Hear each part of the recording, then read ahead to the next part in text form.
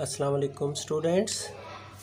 आज हम स्टार्ट कर रहे हैं एक्सरसाइज 6.3। लेक्चर नंबर है 28। प्रीवियस लेक्चर में हमने addition laws of probability discuss किए और कुछ क्वेश्चंस एडिशन लॉज के रेलिवेंट हमने सॉल्व किए। तो आज का हमारा टॉपिक है मल्टीप्लिकेटिव लॉस। तो स्टार्ट करते हैं। मल्टीप्लिकेटिव लॉस में इवेंट्स 2 टाइप के होंगे। वन टाइप होगी इंडिपेंडेंट इवेंट्स के लिए और सेकंड टाइप होगी फॉर नॉट इंडिपेंडेंट इवेंट्स। तो फर्स्ट ऑफ ऑल हम डिपेंडेंट इवेंट और इंडिपेंडेंट इवेंट्स के बारे में डिस्कस करेंगे। देन हम फार्मूलाज की एप्लीकेशन पे आएंगे। ठीक है। तो इंडिपेंडेंट इवेंट्स कौन से होते हैं? ऐसे इवेंट्स जिसमें एक इवेंट की प्रोबेबिलिटी फाइंड करने पे दूसरे इवेंट की प्रोबेबिलिटी पे कोई इफ़ेक्ट ना पड़े, उसको ऐसे इवेंट्स को हम इंडिपेंडेंट इवेंट्स बोलते हैं। फॉर एग्ज़ाम्पल हम कहते हैं एक बॉक्स है, बॉक्स में जिसमें 10 बॉल्स हमारे पास रेड है और ब्लैक बॉल्स हमारे पास 15 है और ग्रीन बॉल्स हमारे पास 20 है। ठीक है। अगर हम 2 बॉल सिलेक्ट करते हैं, ठीक है,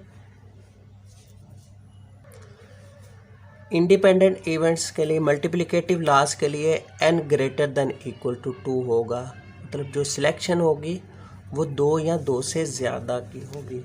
तो हम 2 बॉल अगर सिलेक्ट करते हैं तो एक बॉल हमने सिलेक्ट किया जो कि हमारे पास ब्लैक बॉल आ गया ना। तो ब्लैक बॉल आने की प्रोबेबिलिटी क्या होगी? n ऑफ a और n ऑफ s, मतलब टोटल 15 ब्लैक बॉल्स और divide by total balls. Total balls कितने हैं? 30, 40 और 45। 15 और 45 हमारी प्रोबेबिलिटी आएगी ब्लैक बॉल आने के लिए इवेंट की। ठीक है। अब देखें, अगर जो हमने पहला इवेंट सिलेक्ट किया है कि बॉल क्या है, बॉक्स में से जो सिलेक्ट किया गया ब्लैक है, तो उसकी प्रोबेबिलिटी हमारे पास आ गई 15 और 45। अब दूसरा बॉल हमने सिलेक्ट किया है, वो हमारे पास आ गया है ग्रीन। क्लियर? तो ग्रीन आने की प्रोबेबिलिटी अब 2 तरह की होगी। अगर हम बॉल जो हमने सिलेक्ट किया है अब उसको रिप्लेस कर दें, बॉक्स में वापस रख दें, तो फिर हमारे पास प्रोबेबिलिटी क्या आएगी? 20 और n ऑफ s क्या 45 ही होगा टोटल। अगर हम बॉल वापस नहीं करते, रिप्लेस नहीं करते, तो फिर n ऑफ s जो है टोटल नंबर ऑफ बॉल जो है वो हमारे पास एक कम हो जाएगा ना। 45 है ना टोटल, और एक बॉल हमने सेलेक्ट किया जो कि हमारे पास क्या आ गया? ब्लैक। अब ब्लैक कितने रह गए? 14 रह गए और टोटल में से एक बॉल कम हो गया, 44 रह गए। तो ग्रीन बॉल आने की प्रोबेबिलिटी हमारे पास होगी 20 और 44 अगर बॉल को हम रिप्लेस नहीं करते, वापस नहीं रखते बॉक्स में। क्लियर?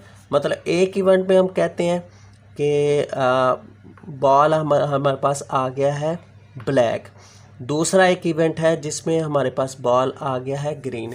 अगर बॉल रिप्लेस करके दूसरा इवेंट की प्रोबेबिलिटी निकालें तो ऐसे इवेंट हमारे पास जो हमारे पास प्रोबेबिलिटी की सूरत में हासिल होंगे, दोनों इवेंट हमारे क्या कहलाएंगे? इंडिपेंडेंट इवेंट कहलाएंगे। कि दूसरे अपना सिलेक्शन की प्रोबेबिलिटी फाइंड करने के लिए, दूसरे इवेंट की प्रोबेबिलिटी फाइंड करने के लिए पहले इवेंट की वजह से कोई इफ़ेक्ट नहीं हुआ, असरअंदाज नहीं हुआ दूसरे की प्रोबेबिलिटी पहले इवेंट की वजह से। तो ऐसे दो इवेंट्स हमारे क्या कहलाते हैं? Independent events. उसको हम नाम देंगे विद रिप्लेसमेंट का। मतलब बॉल अगर रिप्लेस कर दी है, वापस रख दी है, तो दूसरे इवेंट की प्रोबेबिलिटी पे कोई फ़र्क नहीं पड़ा। टोटल जो है 45 था, तो दूसरे इवेंट के लिए भी टोटल 45 ही रहेगा। अगर दो इवेंट विद रिप्लेसमेंट है तो वो हमारे क्या कहलाएंगे? इंडिपेंडेंट इवेंट्स कहलाएंगे। तो हम कहेंगे इंडिपेंडेंट इवेंट के लिए फार्मूला क्या अप्लाई होगा? If two events are independent then probability of A intersection B किसके इक्वल आएगा? Probability of A multiply by probability of B. ये फार्मूला होगा अगर इवेंट्स क्या हैं? इंडिपेंडेंट है, मतलब विद रिप्लेसमेंट है। जो हमने कॉन्सेप्ट हमने डिस्कस किया विद रिप्लेसमेंट के लिए कि अगर बॉल वापस रख दिया है, फिर हमने एक और बॉल दूसरी बॉल सिलेक्ट की है, तो एन ऑफ एस पे टोटल बॉल पे इफ़ेक्ट नहीं पड़ा, दूसरे इवेंट की प्रोबेबिलिटी पे इफ़ेक्ट नहीं पड़ा पहले इवेंट की वजह से। तो ऐसे इवेंट क्या कहलाएंगे? Independent events. ठीक है। इसी तरह फॉर नॉट इंडिपेंडेंट इवेंट्स को हम बोल लेंगे डिपेंडेंट इवेंट भी बोलते हैं। मतलब एक पहले इवेंट की वजह से दूसरे इवेंट पे इफ़ेक्ट हो। क्लियर? उसको हम बोलेंगे विदाउट रिप्लेसमेंट। यही एग्जांपल हम लेते हैं कि अगर दो बाल सिलेक्ट किए हैं, पहला बाल हमारा ब्लैक है 15/45 इसकी प्रोबेबिलिटी है, दूसरा बॉल है ग्रीन, लेकिन बॉल हमने रिप्लेस नहीं किया। पहला बॉल हमने पिक किया और उसकी प्रोबेबिलिटी आ गई ब्लैक बॉल आने की 15/45। दूसरा बॉल हमने वापस पहला बॉल वापस नहीं रखा, एक और बॉल सिलेक्ट किया जो वो कौन सा बॉल आ गया? ग्रीन आ गया। तो प्रोबेबिलिटी होगी 20/44 होगी जी। अगर दूसरा बॉल भी ब्लैक आ गया तो फिर उसकी प्रोबेबिलिटी क्या होगी? 15 में से एक कम हो गया, 14 आ गया, और टोटल में से भी एक कम हो जाएगा, 14/44। ये हमारी प्रोबेबिलिटी होगी। अदर बॉल आल्सो ब्लैक, मतलब दो हमने बॉल सेलेक्ट किए, पहला ब्लैक आ गया 15/45, दूसरा जो बॉल है हमने सेलेक्ट किया है उसकी प्रोबेबिलिटी आ गई 14/44। अगर बॉल रिप्लेस नहीं किया, वापस नहीं रखा, तो ऐसे इवेंट जो हैं वो क्या कहलाते हैं? डिपेंडेंट इवेंट के। दूसरे इवेंट की प्रोबेबिलिटी जो है ना पहले इवेंट की प्रोबेबिलिटी पे असरअंदाज होगी। ठीक है। उस पर जो है ना उस तरह हमारा जो एन ऑफ ए है वो भी एक बॉल रिड्यूस होगा। ब्लैक 15 से 14 रह गए और टोटल था एन ऑफ एस 45 थे, 45 में से एक कम हुआ, 44 रह गए। तो ऐसे इवेंट जो कि विदाउट रिप्लेसमेंट हो, जिसको बॉल वापस ना रखा जाए, देन एक दूसरा बॉल हम सिलेक्ट करें, तो ऐसे इवेंट क्या कहलाते हैं? Without replacement. ठीक है। If two events are not mutually independent events then probability will be, मतलब नॉट म्यूचुअली इंडिपेंडेंट को बोलते हैं डिपेंडेंट इवेंट। दोनों एक दूसरे पे डिपेंड करें। ठीक है। एक इवेंट की वजह से दूसरे इवेंट पे इफ़ेक्ट हो, ऐसे इवेंट डिपेंडेंट इवेंट या नॉट इंडिपेंडेंट इवेंट्स कहलाते हैं। उसके लिए फार्मूला दो तरह का होगा। Probability of A intersection B equal to probability of A dot probability of B by A, और दूसरा है probability of A intersection B equal to probability of B dot probability of A by B. अब ये B by A by B, ये हमारी कहलाती है conditional probability. ठीक है। कंडीशनल प्रोबेबिलिटी क्या होती है? इसको हम नेक्स्ट लेक्चर में डिस्कस करेंगे। आज के लेक्चर में हम जस्ट इंडिपेंडेंट इवेंट्स के क्वेश्चन सॉल्व कर रहे हैं विद रिप्लेसमेंट के। तो विदाउट रिप्लेसमेंट में कंडीशनल प्रोबेबिलिटी आएगी, जिसका फार्मूला है probability of A by B equal to probability of A intersection B over probability of B, probability of B by A equal to probability of A intersection B over probability of A. B by A होगा तो नीचे divide form में probability of B of ए आएगी, ए by B होगा तो नीचे divide में probability of B आएगी। ये कंडीशनल प्रोबेबिलिटी है। इस लेक्चर में जस्ट ये फार्मूला आप जो है ना ज़हन में रखें। इसमें कंडीशन अप्लाई होती है, कंडीशन लगा दी जाती है गिवन दैट की सूरत में कि स्टेटमेंट दी होती है कि दूसरा जो इवेंट है वो ऑलरेडी गिवन होगा। अगर ये ए बाय बी है तो प्रोबेबिलिटी ऑफ बी मतलब सेकंड इवेंट ऑलरेडी अक्कर होगा, मौजूद होगा। इसी तरह प्रोबेबिलिटी ऑफ बी बाय ए में प्रोबेबिलिटी ऑफ ए जो है ए इवेंट ऑलरेडी अक्कर होगा। तो ये हम कंसेप्ट जो है इंडिपेंडेंट इवेंट के लिए कंडीशन प्रोबेबिलिटी का हम नेक्स्ट लेक्चर में डिस्कस करेंगे। आज हम विद रिप्लेसमेंट के क्वेश्चन स्टार्ट करते हैं। तो एक्सरसाइज है 6.3, क्वेश्चन नंबर है 1। For two independent events A and B. तो इंडिपेंडेंट इवेंट्स हैं तो आज हम इंडिपेंडेंट इवेंट्स के ही क्वेश्चंस करेंगे, ठीक है। तो इंडिपेंडेंट इवेंट्स के लिए फार्मूला हमने डिस्कस किया, probability of A intersection B equal to probability of A dot probability of B. तो दो हमें जो इवेंट्स दिए हुए हैं वो इंडिपेंडेंट हैं, ए और बी, ठीक है। इंडिपेंडेंट के लिए फाइंड करें probability of A intersection B. तो जस्ट हम फार्मूला अप्लाई करेंगे क्योंकि प्रोबेबिलिटी ऑफ ए भी हमें गिवन है, प्रोबेबिलिटी ऑफ बी भी गिवन है। तो हम लिखेंगे for independent events probability of A intersection B equal to probability of A dot probability of B. Probability of A है 0.25, प्रोबेबिलिटी ऑफ बी है 0.40।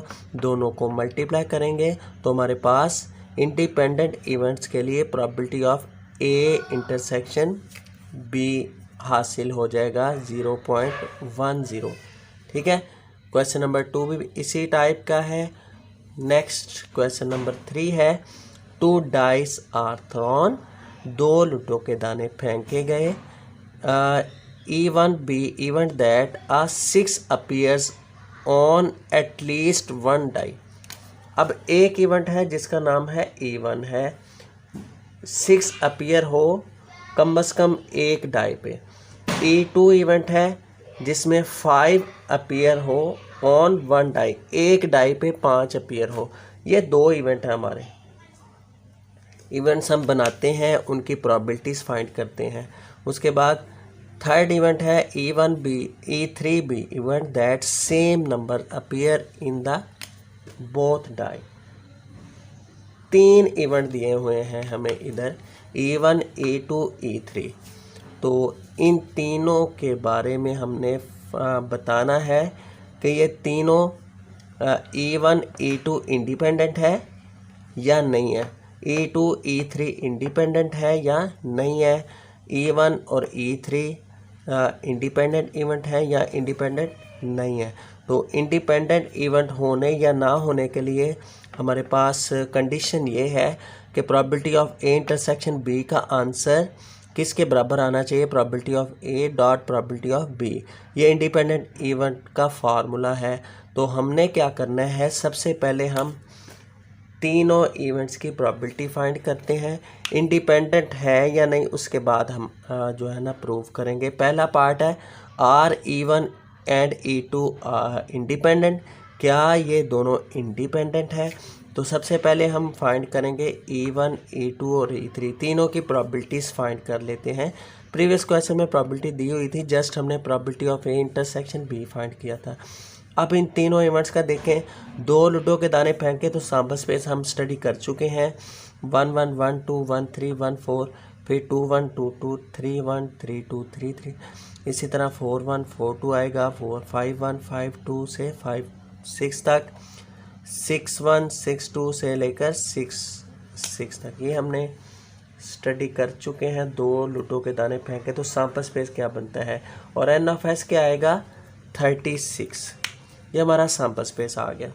अब हम सबसे पहले इवेंट की प्रोबेबिलिटी फाइंड करते हैं। E1 क्या है, 6 अपीयर ऑन एटलीस्ट 1 डाई, कम से कम एक डाई पे 6 जाहिर हो, मतलब 6 लिखा आए। अब देखें, लिखते हैं हम पहला इवेंट, सैंपल स्पेस हो गया, नंबर ऑफ सैंपल स्पेस। तीसरे नंबर पे हम इवेंट बनाते थे। उसी तरह प्रोबेबिलिटी के रूल्स, E1 तीसरा यहाँ जो है स्टेप है, 6 appear on at least 1 die, E1 को नाम दिया। अब कम से कम एक डाई पे 6 आना चाहिए। देखें, इस पे 6 आया, 1 6 पे, 2 6 पे इनमें 6 मौजूद है, 3 6 में 6 मौजूद है, 4 6 में 6 मौजूद है, 5 6 में 6 मौजूद है, 6 1 6 2 6 3 6 4 6 5, इन सब में 6 मौजूद है। सिर्फ वो एलिमेंट लिखने हैं आपने जिसमें 6 अपीयर हो, 6 जाहिर हो, ठीक है। अब कम से कम एक डाई का मतलब है ज़्यादा भी हो सकते हैं, तो ये 6 6 भी आ सकता है। दो हमारे पास जो है ना डाई पे भी, दोनों पे भी आ सकता है 6 6, कम से कम का मतलब ये होता है। तो इसका मतलब है तमाम एलिमेंट्स लिखे जाएंगे जिसमें 6 लिखा हुआ है, ये सारे लिखे जाएंगे, ये सारे लिखे जाएंगे। तो ये हमारा E1 बन गया। 1 2 3 4 5 6 7 8 9 10 11। E1 हमारे पास 11 एलिमेंट है, तो N ऑफ E क्या आएगा 11। तो N ऑफ E 11 आ गया। प्रोबेबिलिटी ऑफ E1 क्या होगी, N of E over N of S। N of E1 क्या है 11, N ऑफ S क्या है 36। ये हमने प्रोबेबिलिटी फाइंड कर ली। क्लियर। हमने 6.1 और 2 में यही प्रोसेस किया प्रोबेबिलिटी फाइंड करने का। दूसरा इवेंट देखें क्या है। दूसरा इवेंट है let E2 B event that 5 appear on 1 die, एक डाई पे 5 आए, 5 नंबर आना चाहिए। अब ये कम से कम नहीं लिखा हुआ, एटलीस्ट नहीं लिखा हुआ, इसका मतलब है 5 5 नहीं आएगा, ठीक है। 5 5 इसमें दो नहीं आ सकते डाई पे 5, एक सिर्फ एक पे आना चाहिए। तो हमारे पास क्या क्या आएंगे इसमें इवेंट, 1 5 2 5 3 5 4 5 5 5 नहीं आएगा, 6 5 आएगा, और 5 1 5 2 5 3 5 4 ये आएंगे, 5 और 6 आएगा। क्लियर। देखें यही हमने लिखे हुए हैं, एक डाई पे 5 आए, 2 नहीं, 5 5 नहीं आएगा, बाकी सारे आएंगे। तो E1 E2 के हमने लिख दिया 5 appear on 1 die. N of E2 कितना आएगा 10 हमारे बने हैं एलिमेंट्स। तो प्रोबेबिलिटी ऑफ E2 का formula N of E2 over N of S, 10 over 36 आ गया। तीसरा इवेंट क्या है, same number appear in both die, मतलब दोनों डाई पे सेम नंबर आए, 1 1 आए, 2 2 आए, 3 3 4 4 5 5 6 6, सेम नंबर आए दोनों में। तो ये हमारा E2 के आगे एलिमेंट्स। तो N ऑफ E3 कितने बनेंगे, 1 2 3 4 5 6। तो प्रोबेबिलिटी ऑफ E3 क्या आएगी, N of E3 over N of S, 6 over 36। Clear. अब देखें हमने तीनों एलिमेंट्स की प्रोबेबिलिटीज़ फाइंड कर ली, 1 2 और 3। अब क्वेश्चंस पे आते हैं। पहला पार्ट है are E1 and E2 independent. Independent कब होंगे, E1 E2 की अगर हम बात करते हैं तो probability of E1 intersection E2 किसके बराबर आना चाहिए, probability of E1 dot E2। ये कंडीशन है, ये कंडीशन सेटिस्फाई होनी चाहिए। Probability of E1 intersection E2 का answer probability of E1 dot E2। अगर ये दोनों का आंसर सेम आता है तो हम कहते हैं कि E1 और E2 जो है दोनों इवेंट क्या है, एक दो इंडिपेंडेंट इवेंट्स हैं। तो हमने क्या फाइंड करना है, देखिए फार्मूला लिखना है for independent events of E1 and E2। Formula क्या है, probability of E1 intersection E2 equal to P of E1 dot P of E2। अब E1 डॉट E2 ये तो हमने दोनों फाइंड किए हुए हैं, प्रोबेबिलिटी ऑफ E1 भी फाइंड किया है, E2 भी फाइंड किया है। Probability of E1 intersection E2 नहीं है, तो सबसे पहले हम E1 इंटरसेक्शन E2 फाइंड करेंगे। इंटरसेक्शन E1 और E2 का क्या होगा, ऐसे एलिमेंट जो इन दोनों में मिलते हैं। इंटरसेक्शन का हम बखूबी पढ़ चुके हैं प्रीवियस क्लासेस में। इंटरसेक्शन क्या होता है, दोनों सेट्स में जो एलिमेंट मिलते हैं। अब देखें E1 और E2, इन दोनों में देखें E1 ये है, ये एलिमेंट्स है सारे, और E2 के ये एलिमेंट है। इन दोनों में ये 5 6 और 6 5 ये दोनों मिलते हैं। ठीक है, हम लिखेंगे E1 इंटरसेक्शन E2 आएगा 5 6 और 6 5। इसकी प्रोबेबिलिटी फाइंड करेंगे। N of E1 intersection E2 क्या आएगा, 2 आ जाएंगे, 1 और 2। तो प्रोबेबिलिटी क्या आएगी, N of E1 intersection E2 over N of S। Probability लिख दी फार्मूला, तो 2 ओवर 36 ये हमारे पास प्रोबेबिलिटी आ गई, probability of E1 intersection E2 की। अब इंडिपेंडेंट के लिए, दोनों इवेंट्स के इंडिपेंडेंट के लिए फार्मूला लिख दें for independent of events E1 and E2। दोनों के लिए फार्मूला क्या होगा, probability of E1 intersection E2 equal to P of E1 dot P of E2। दोनों का आंसर सेम आना चाहिए। तो राइट हैंड साइड लेते हैं। राइट हैंड साइड क्या है, probability of E1 dot probability of E2। Right hand side, right hand side E1 क्या आया हमारे पास, 11 ओवर 36। ठीक है, E1 की प्रोबेबिलिटी। E2 क्या है, 10 ओवर 36। क्लियर। अब देखें दोनों को मल्टीप्लाई करते हैं। राइट हैंड साइड लेने के बाद दोनों को मल्टीप्लाई किया, आंसर हमारे पास आ गया। दोनों को मल्टीप्लाई किया, 10 मल्टीप्लाई 11 110 ओवर 36 मल्टीप्लाई 36 1296। 2 के साथ कैंसिल करें तो आंसर आ गया 55 ओवर 648। देखें 55 ओवर 648 लेफ़्ट साइड के इक्वल नहीं आ रहा है। लेफ़्ट साइड का आंसर क्या है, ये है 2 ओवर 36। देखें 55 over 648 probability of E1 intersection E2 के बराबर नहीं आ रही। इसका मतलब है which is not equal to left hand side, left side के बराबर नहीं आ रही। इसका मतलब है so E1 and E2 are not independent. पहला इवेंट E1 और E2 ये दोनों एक दूसरे के इंडिपेंडेंट इवेंट नहीं है। कैसे पता लगा, दोनों की साइड सेम नहीं आ रही। राइट साइड ली है, राइट साइड का आंसर आ रहा है 55 ओवर 648 और लेफ़्ट साइड का आंसर है 2 ओवर 36। हमने लिख देना है so E1 and E2 are not independent. Second part इस क्वेश्चन का, are E2 and E3 independent, क्या E2 और E3 इंडिपेंडेंट है। अब देखें इंडिपेंडेंट के लिए आपने E2 और E3 की भी प्रोबेबिलिटी फाइंड करनी है। तो E2 इंटरसेक्शन E2 और E3 में देखें कोई इंटरसेक्ट कर रहे हैं एलिमेंट, 2 और 3 में कोई इंटरसेक्ट नहीं कर रहा एलिमेंट, तो हम लिखेंगे एम्प्टी सेट है ना, ये एम्प्टी सेट है। तो एम्प्टी सेट है। N of E intersection E2 क्या होगा, 0। तो probability of E2 intersection E3 आएगा 0 ओवर 36 इक्वल टू 0। 0 आ गया। अब देखते हैं, चेक करते हैं for independent of events E2 and E3। Independent के लिए क्या होना चाहिए, probability of E2 intersection E3 किसके इक्वल आना चाहिए, probability of E2 dot probability of E3। Right hand side लेते हैं, probability of E2 dot probability of E3। दोनों को मल्टीप्लाई किया, दोनों की प्रोबेबिलिटीज लिखी, E2 की और E3 की, दोनों को मल्टीप्लाई किया तो आंसर हमारे पास आ रहा है 60 ओवर 1296।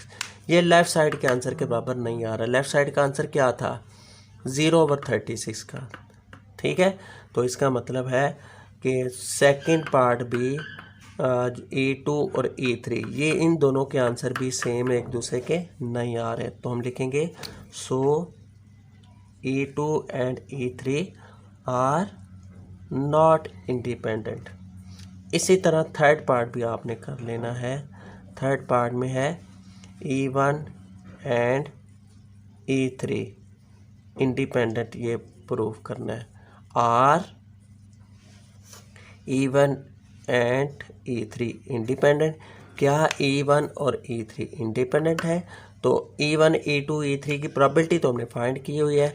आप E1 इंटरसेक्शन E3 इन दोनों की प्रोबेबिलिटी फाइंड करेंगे। E1 इंटरसेक्शन E3 की प्रोबेबिलिटी फाइंड करने के बाद लिखेंगे for independent of E1 and E3 formula क्या बनेगा? Probability of E1 intersection E2, probability of E1 intersection E3 किसके बराबर आएगा? P of E1 dot P of E3। अगर ये दोनों एक दूसरे के बराबर आ जाते हैं तो आपने लिख देना है कि E1 and E3 are independent. अगर बराबर नहीं आते तो आपने लिख देना है आर नॉट इंडिपेंडेंट। ठीक है, थर्ड पार्ट खुद कीजिएगा। तो नेक्स्ट क्वेश्चन करते हैं, क्वेश्चन नंबर 5, वेरी इंपॉर्टेंट। ये बहुत इंपॉर्टेंट है लॉन्ग क्वेश्चन के लिए। 3 missiles are fired at target. 3 missile fire किए गए हैं किसी टारगेट पे। If probability of hitting the target is 0.4, 0.5 and 0.6। Probability दी हुई है तीनों मिसाइल फायर करने की। अब हम कहते हैं लेट करते हैं, पहला जो मिसाइल फायर किया गया है उसको हम ए का नाम देते हैं प्रोबेबिलिटी ऑफ ए। दूसरे मिसाइल फायर करने की प्रोबेबिलिटी को हम नाम देते हैं प्रोबेबिलिटी ऑफ बी।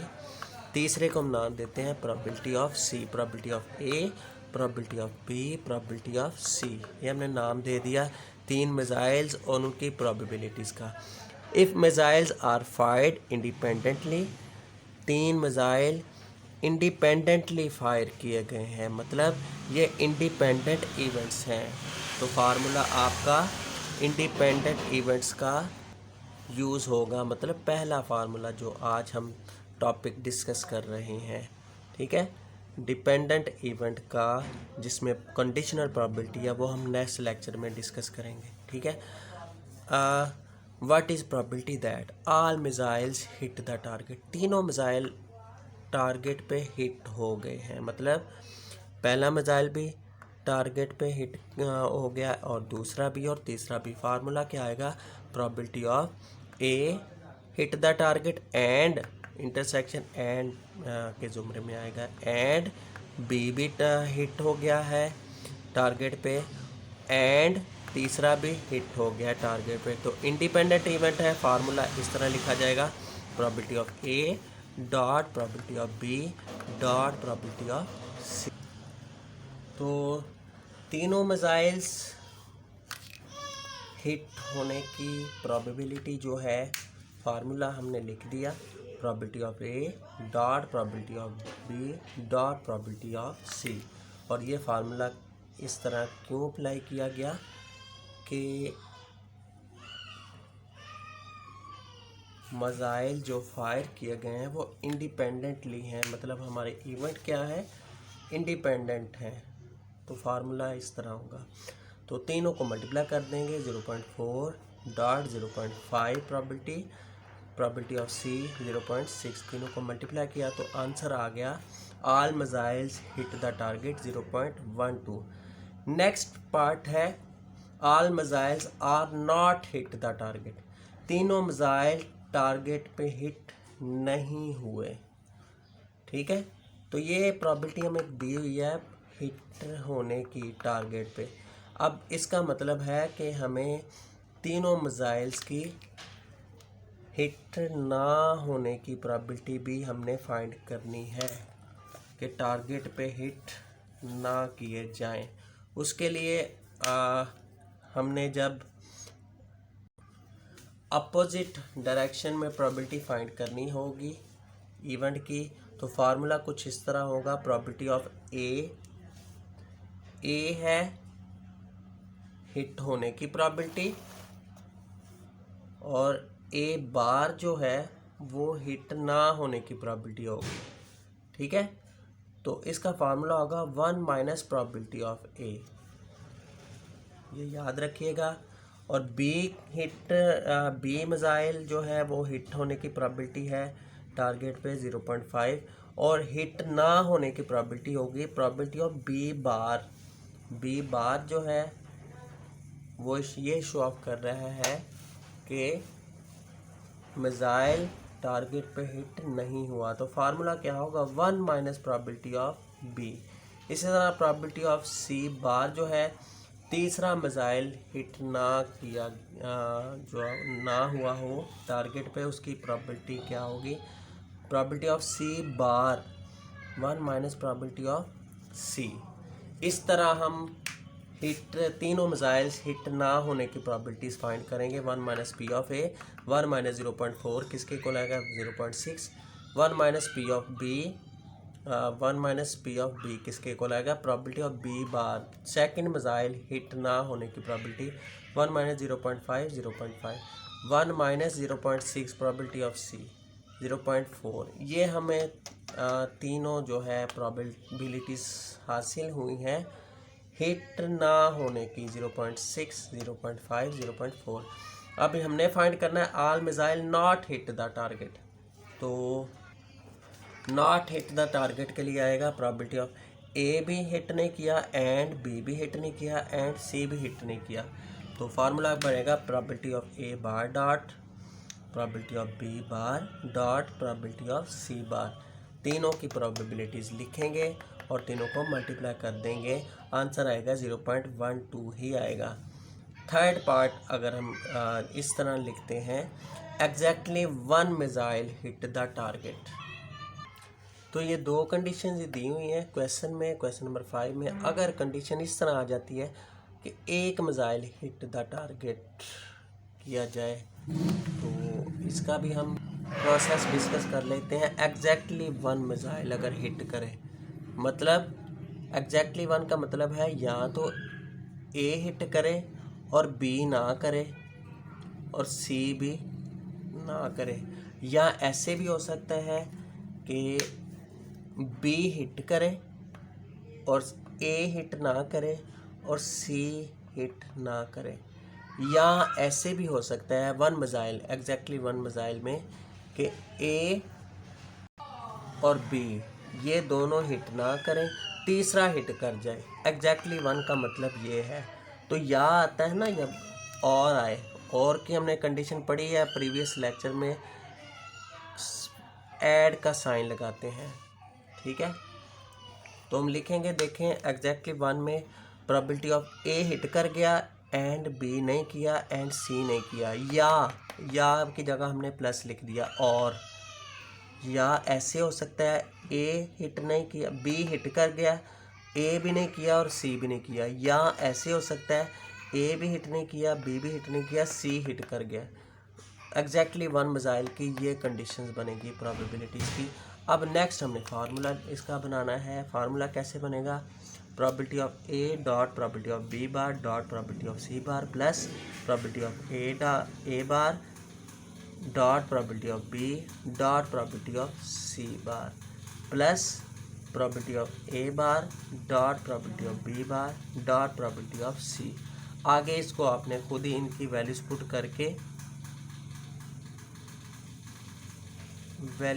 करके सम कर देना है। ठीक है, इनकी वैल्यू पुट करेंगे तीनों की, ए की, बी बार की और सी बार की, तीनों को मल्टीप्लाई कर देंगे, ये आंसर आ गया। प्लस इन तीनों को मल्टीप्लाई करेंगे A bar dot probability of B dot probability of B और सी प्रोबेबिलिटी ऑफ सी। इन तीनों की प्रोबेबिलिटी हमारे पास आएगी, ये आ गई। फॉर एग्जांपल मैं लिख रहा हूँ, आपने करना खुद है। तो लास्ट वन पे probability of A dot probability of B dot probability of सी।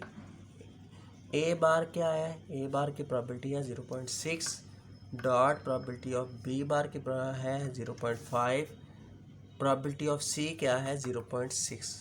तीनों को मल्टीप्लाई करेंगे, ये आंसर आ गया। क्वेश्चन मार्क मैंने लिख दिया, आपने खुद करना है। फिर लास्ट वन पे आपने तीनों को ऐड कर देना है। इस तरह आपका जो है exactly 1 missile hit the target आप प्रोसेस कंप्लीट करेंगे। तो ये था आज का हमारा लेक्चर नंबर 28, जिसमें हमने मल्टीप्लिकेटिव लॉस फॉर इंडिपेंडेंट और डिपेंडेंट डिस्कस किए, और प्रोसेसिंग हमने इंडिपेंडेंट इवेंट्स की आज हमने क्वेश्चंस कुछ प्रैक्टिस के लिए किए। तो नेक्स्ट लेक्चर में इंशाल्लाह हम फॉर नॉट इंडिपेंडेंट इवेंट्स की प्रोबेबिलिटीज़ फाइंड करने का प्रोसेस फाइंड करेंगे, जिसमें कंडीशनल प्रोबेबिलिटी यूज़ होगी। ठीक है, तो तब तक के लिए इजाज़त दें। अल्लाह हाफिज़।